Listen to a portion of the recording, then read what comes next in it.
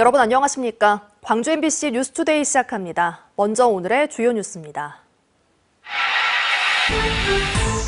자치단체들이 앞다퉈 민생회복지원금을 지급하고 있지만 지자체마다 지원 여부나 규모가 달라 논란을 부르고 있습니다.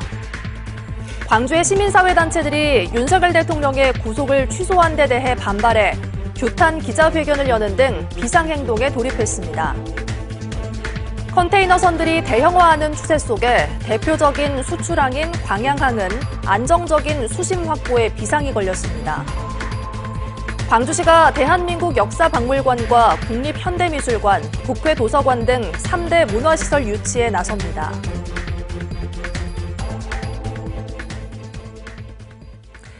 비상계엄 사태 이후 골목 상권이 침체기를 맞고 있습니다. 좁은 숨통이라도 틔워보자며 앞다퉈 민생회복지원금을 나눠주고 있는데요. 지자체 사정에 따라 제각각이다 보니 여기저기에서 볼멘 소리가 나옵니다. 임지은 기자가 보도합니다. 5년 전만 해도 골목골목이 사람들로 붐볐던 화순 읍내입니다. 코로나 타격에서 벗어나나 싶었는데 비상계엄 여파로 다시 꽁꽁 얼어붙었습니다. 곳곳에 널린 임대 표지판이 곧 우리 가게 문 앞에도 붙진 않을지 소상공인들은 두려움에 떨고 있습니다. 임대가 오늘 하루 내렸으면 일주일 있다가 또 하나 와요. 50m 간격 안에 거의 3개가 있었는데 최근에 3개가 더 늘었어요. 급한 불을 끄기 위해 일부 지자체들이 현금성 지원 카드를 꺼내기 시작했습니다. 소득과 상관없이 모든 주민들에게 한 명당 수십만 원의 민생회복 지원금을 지급하는 겁니다. 지역사랑 상품권으로 유통돼 골목 상권에 활기를 불어넣기도 합니다. 현금처럼 골목에서 원활히 사용할 수 있고요. 혹시 또 이 돈이 결국 순환돼 가지고 나한테도 또 올 수 있고. 전남에서 민생회복 지원금 제도를 시행하고 있는 지자체는 영광, 곡성, 보성 등 10개 시군입니다. 10만 원부터 100만 원까지 지원 규모도 지자체별로 다릅니다. 나주는 이곳에 투입된 전체 예산 117억 원 중 67억 원이 한 달 만에 쓰여 소비 효과를 톡톡히 봤습니다. 전통시장, 소매업자 이런 식으로 소상공인들, 자영업자들한테 직접적으로 도움을. 하지만 시군마다 재정 사정이 다르다 보니 지급하지 못하는 곳들도 많습니다. 지자체가 국가에게 손을 벌리지 않고 돈을 얼마나 스스로 마련하는지를 나타내는 재정 자립도를 보면 산업단지가 있는 여수와 광양을 제외하고는 대부분 10%를 웃돌거나 한 자릿수에 그치는 곳이 많습니다. 일부는 부서 운영비, 업무 추진비까지 줄여가면서 민생회복지원금에 대한 예산을 마련하고 있는 곳도 있습니다. 우선순위를 정해서 구조조정을 했다는 얘기예요. 처지와 조건에 맞는 현금성 지원이 앞으로도 계속 거론될 수밖에 없다고 생각하거든요. 지역 소비 심리 회복을 위해 적극적인 재정 지원이 필요하다. 가뜩이나 열악한 지자체 재정 부담만 늘어난다. 민생회복 지원금을 둘러싼 지자체의 고심만 깊어지고 있습니다. MBC 뉴스 임지은입니다. 봄이 시작되면서 먼지가 가득 밀려오는 날이 많습니다. 오늘도 출근길 공기가 탁합니다. 광주의 초미세먼지 농도 현재 나쁨 수준 보이고 있습니다. 오전 중에는 계속해서 먼지가 머무를 것으로 보여서요. 환기도 오후 들어 하시는 게 좋겠고요. 외출하실 땐 마스크 착용으로 호흡기 보호 잘 해주시길 바랍니다. 하늘 모습 보시면 고기압의 가장자리에 들면서 구름 거의 지나지 않고 있습니다. 날 자체는 맑습니다. 오후 들어서는 미세먼지마저 거치면서 더 청명한 하늘이 드러나겠습니다. 기온은 어제보다 높게 오르겠습니다. 오늘 출근길 기온 4도 안팎으로 어제보다 3도가량 높은 기온에서 시작했고요. 한낮 기온 15도 안팎까지 오르면서 낮 기온 어제와 비슷하겠습니다. 종일 비교적 포근하겠지만 일교차 10도 이상으로 크게 벌어집니다. 환절기 감기 조심하시기 바랍니다. 날씨 정보였습니다. 지난 주말 윤석열 대통령이 석방됐죠. 법원의 구속 취소 소식을 접한 시민들은 분노하며 이해할 수 없다는 반응을 보였습니다. 보도에 김단비 기자입니다. 내란 우두머리 혐의로 구속된 윤석열 대통령이 체포된 지 52일 만에 석방됐습니다. 시민들은 믿을 수도 이해할 수도 없다는 반응입니다. 나왔다고 좋다고 춤추고 난리인데 어쩌라고 이제 국민들은. 나가 생각했을 때는 그게 잘못된 거라고 생각을 해. 그 선고할 때까지 그래도 석방을 하면 안 된다고 생각하는데 좀 많이 나라가 혼란스러운 것 같습니다. 시민들은 석방은 됐지만 구속 취소 결정이 탄핵 심판과 형사재판에 절대 영향을 끼쳐서는 안 된다고 말합니다. 잘못된 계엄령 선포로 국민들에게 혼란을 준 만큼 책임을 엄중히 물어야 한다는 겁니다. 또 윤 대통령 석방으로 사회적 갈등과 분열이 더 심화되는 것 아니냐는 우려도 나왔습니다. 경제력이 많이 줄고 있는데 왜 탄핵을 반대하는지, 탄핵 반대 집회를 하는지. 조속한 탄핵 심판 결정만이 지금의 위기와 혼란을 끝낼 방법이라는 것에는 이견이 없었습니다. 너무너무 겁나고 혼란스럽고 좀 빨리빨리 대통령 선거를 해갖고 좀 대통령 뽑아줘갖고 안정됐으면 좋겠어. 김영록 전남지사는 자신의 SNS에 윤석열 석방에 대해 법기술이 낳은 불상사라고 비판하며 탄핵 인용만이 나라를 구하는 길이라고 밝혔습니다. MBC 뉴스 김담미입니다. 윤석열 정권 즉각 퇴진 광주 비상행동은 내란 비호 본색을 드러낸 검찰을 광주 시민이 심판할 것이라고 밝혔습니다. 광주 비상행동은 성명을 통해 내란 속에 윤석열을 풀어주는 것은 명백한 내란 동조 행위이자 대다수 국민을 배신하는 일이라며 반드시 심판받게 될 것이라고 주장했습니다. 또 오늘 광주지검 앞에서 윤석열 구속 취소를 규탄하는 기자회견을 여는 등 탄핵기일 확정되까지 비상행동에 돌입하기로 했습니다. 윤석열 대통령 탄핵 심판 선고 이래 광주 전남 경찰도 인력을 총동원해 돌발 상황에 대비하기로 했습니다. 광주경찰청은 가포 비상 발령이나 이에 준하는 비상근무를 실시할 예정으로 전남경찰청도 비슷한 수준의 비상 대비를 준비 중인 것으로 전해졌습니다. 헌법재판소의 선고일은 이달 중순으로 예상되는 가운데 현재 광주 전남에서 탄핵 찬반 단체 간 충돌이 우려되는 집회는 아직 예정되지 않았습니다. 도로와 공사장을 구분짓고 차량을 안전한 경로로 유도하기 위한 임시 울타리 일부가 제대로 관리되지 않은 채 방치돼 있습니다. 급기야 차도를 침범하면서 차량이 부딪히는 사고까지 발생하고 있습니다. 김규희 기자의 보도입니다. 인접한 비탈길에서 수해 복구 공사가 예정 중인 영암의 한 국도. 달리는 차량 오른편에 공사 현장과 분리하기 위해 플라스틱 재질인 폴리에틸렌 울타리가 한 줄로 이어져 있습니다. 그런데 뒤틀어진 구조물 하나가 차도에 방치되면서 달리는 차량이 그대로 들이받는 아찔한 사고가 발생했습니다. 모래를 채우거나 그렇지 않으면 물이 있어서 흔들리지 않을 수 있도록 해야 되는데 봄철이 되다 보니까 기온 변화로 강풍이 부는데 쉽게 흔들려 버려서 사고가 난 시설물은 이렇게 다른 시설물과 연결되지 않은 채 방치돼 도로 안까지 침범했습니다. 지난해 9월 수해로 낙석이 떨어져 응급 복구를 마치고 2차 복구 작업이 예정된 곳입니다. 임시 울타리는 끊긴 부분이 서로 연결되고 물을 채워 방호 기능을 가지고 있어야 하지만 제 기능을 못한 겁니다.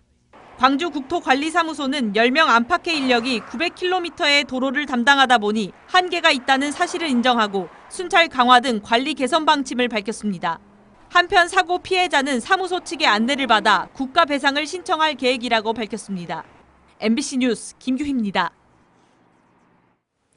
최근 광주 MBC가 보도한 구례군 파크골프 연습장 불법 조성과 관련해 구례군이 특정 감사에 나섭니다.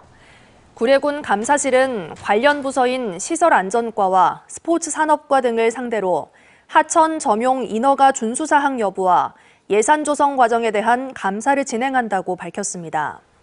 감사실 관계자는 2주간의 특정 감사에서 위법 사항이 드러날 경우 해당 부서를 상대로 행정 조치를 내릴 예정입니다. 화재가 발생하며 중단됐던 옛 전남도청 보건공사가 조만간 재개됩니다. 옛 전남도청 보건추진단에 따르면 지난 1월 화재가 발생한 옛 전남도청 경찰국의 건축물 안전을 점검한 결과 구조물에 이상이 없는 것으로 확인됐습니다. 추진단은 이에 따라 안전점검 결과 보고서가 나오는 대로 보건공사를 재개할 방침입니다.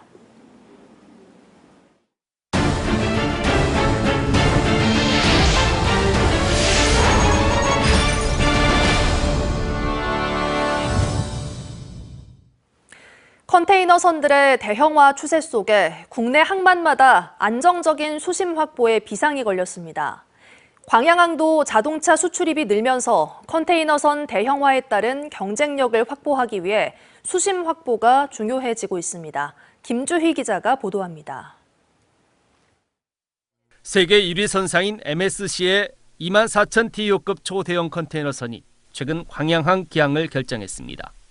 광양항에 기항하는 선박들은 빠르게 대형화하는 추세를 보이고 있습니다. 15년 전만 해도 5,000 TEU급에 그쳤던 컨테이너선들이 최근 2만 TEU급에 이르면서 대형화하고 있습니다. 여수광양 항만공사는 대형 컨테이너선들의 안정적인 입출항을 위한 수심 확보에 비상이 걸렸습니다.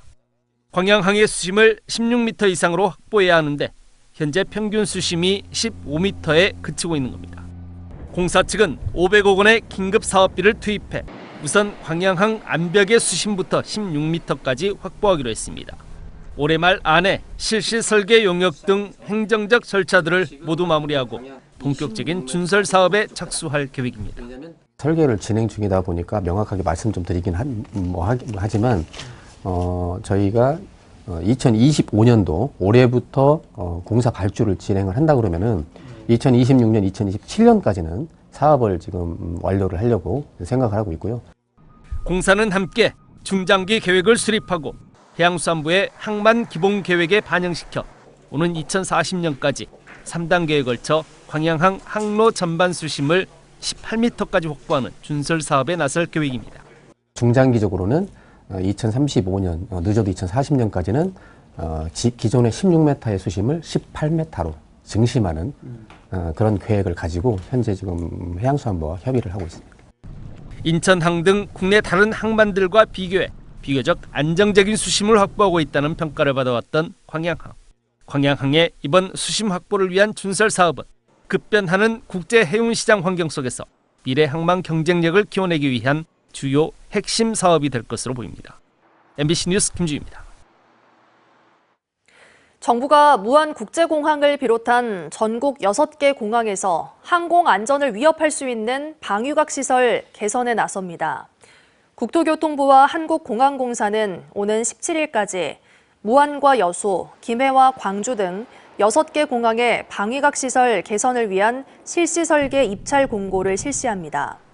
낙찰자가 확정되면 이달 말부터 설계에 착수하고 설계가 끝난 공항부터 공사를 시작해 연말까지 마무리할 계획입니다. 국토부는 지난 1월 전국 공항 특별안전점검을 통해 모두 7개 공항에서 방위각 시설 개선이 필요한 것으로 판단했습니다. 지난해 전남의 수산물 생산량은 감소했지만 생산액은 크게 늘어난 것으로 나타났습니다.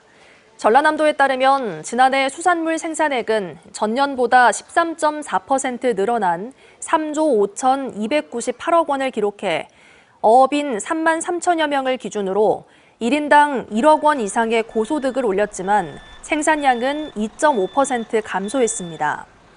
이처럼 생산량은 줄고 생산액이 증가한 것은 김 수출 증가에 따른 물김 산지 가격 상승과 참조기 등 일부 고가 어종의 어획량이 늘었기 때문으로 분석됩니다.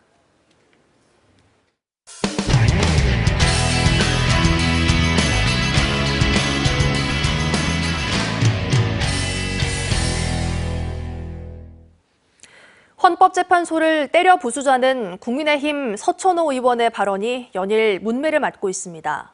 서 의원은 경찰 간부에다 국정원 2차장까지 지냈는데 윤석열 대통령과의 오랜 관계가 다시 주목받고 있습니다.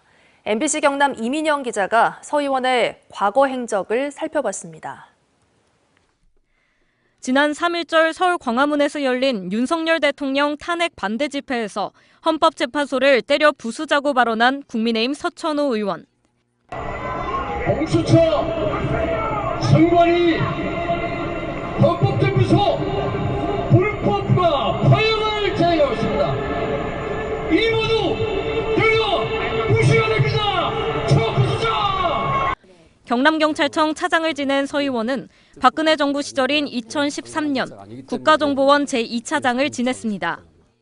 2019년에는 국정원 댓글 조작 사건으로 징역 2년 6개월 실형을, 2022년에는 최동욱 전 검찰총장 사찰 사건으로 징역 1년에 집행유예 2년을 선고받았습니다.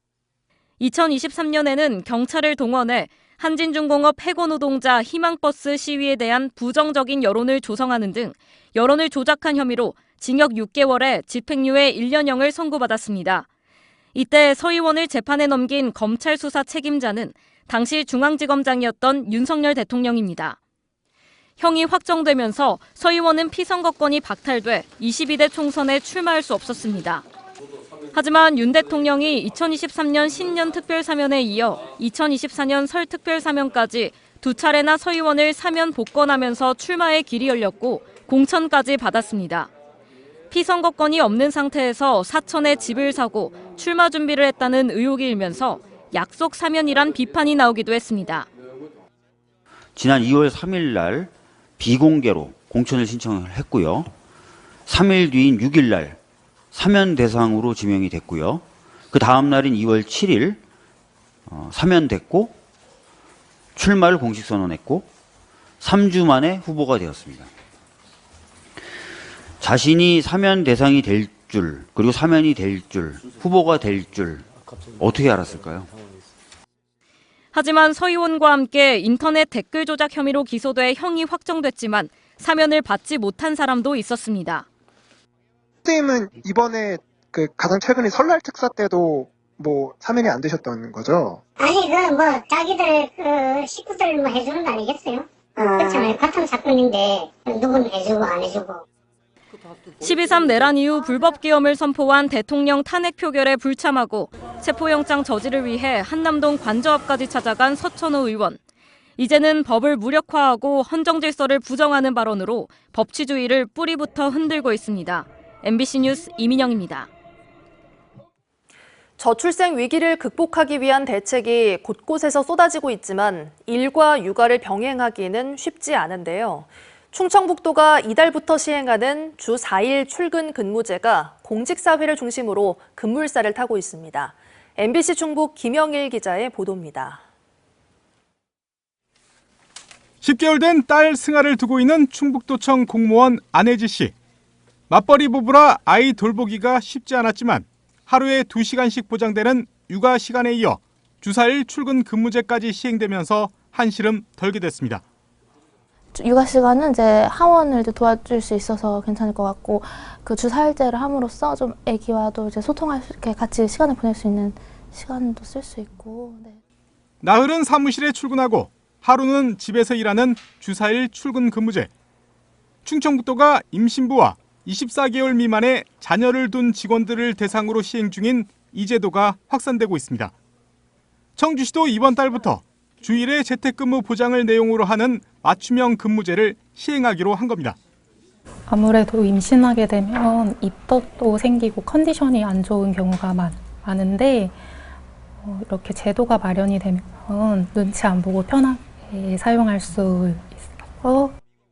여기에 더해 어린 자녀의 어린이집 등 하원을 돕기 위해 출근 시간도 최대 오전 11시까지 허용하기로 했습니다.